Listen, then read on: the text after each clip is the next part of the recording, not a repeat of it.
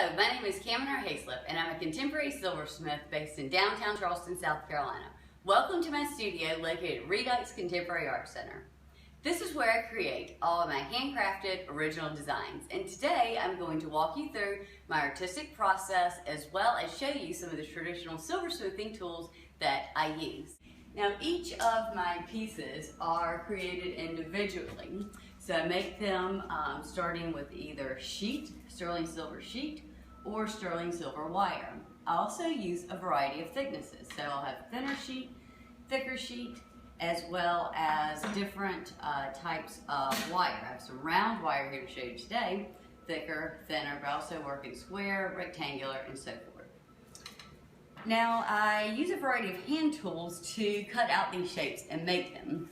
You can see here that this Christmas ornament was pierced from this sterling silver sheet.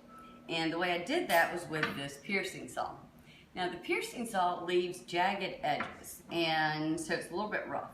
So to get it to this nice smooth finish, I use a variety of different files that you'll see here. Large ones for large objects, smaller ones for small objects, and then to even smooth it down further, I use different grades of sandpaper.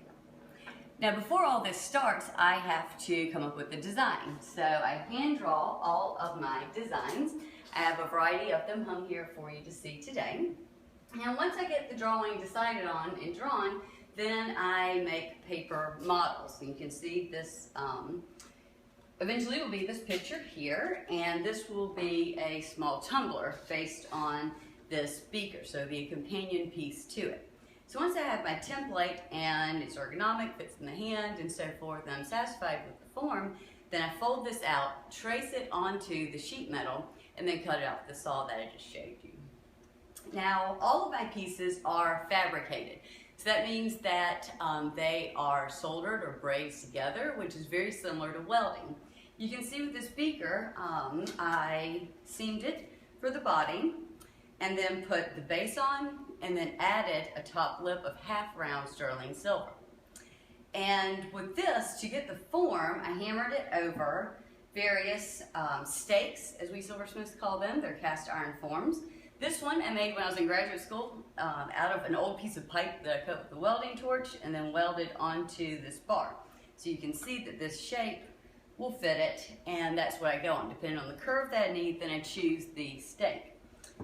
This larger picture was made in the same way as the beaker. It's multiple pieces of silver soldered together. So I have the body, the base, the back plate, the top, the spout, and then 3 sterling silver rods soldered together. That not only creates texture, but creates repetition in the design. So this bar stake here was used to create it.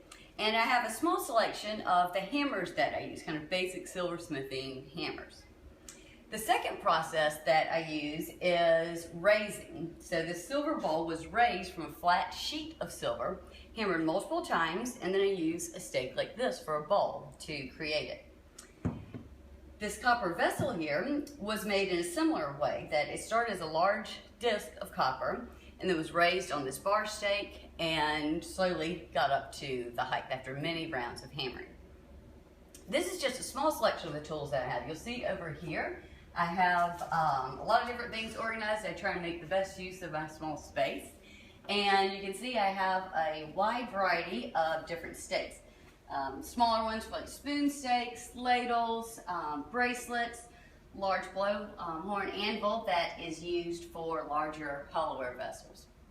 Now, once I do all of this hammering, I have to get it shiny and polished and make it look like it's all made from one piece, even though it, with the fabricated pieces, it's made from multiple pieces of silver. So to get it shiny and get that slick mirror finish, I have to do a lot of labor-intensive polishing, which happens in this room. And this room is enclosed because it puts out a lot of dust. So I'll take you in here, show you this part. So in here I have 2 different machines. This larger one for the larger vessels, and I have a dust collection system that sucks up the dust in the air. And then I also have a smaller machine for jewelry and Christmas ornaments. I use a variety of compounds that are applied to the wheel that then cut the surface and give it that nice slick sheen. So it's very messy, labor intensive, but it gets the job done and creates that beautiful finish. Now the last workstation I'm going to show you is my soldering station. Soldering is how I get all the multiple pieces of silver together. So I mainly use an acetylene torch, you'll see the tank down here, and also oxygen and acetylene. Oxygen and acetylene used for smaller objects such as jewelry. Now the fumes that it puts out are collected with this air system above me, and that keeps the air nice and clean. So the last place I'm going to take you is over to my display cabinet. Now my display cabinet is a way for me to exhibit a small selection of my finished works, so that hopefully when I have visitors to my studio, they can make a connection between the finished piece and my process. So I welcome you to come visit me in my studio, and I'll walk you through the different processes and also show you some of my finished pieces.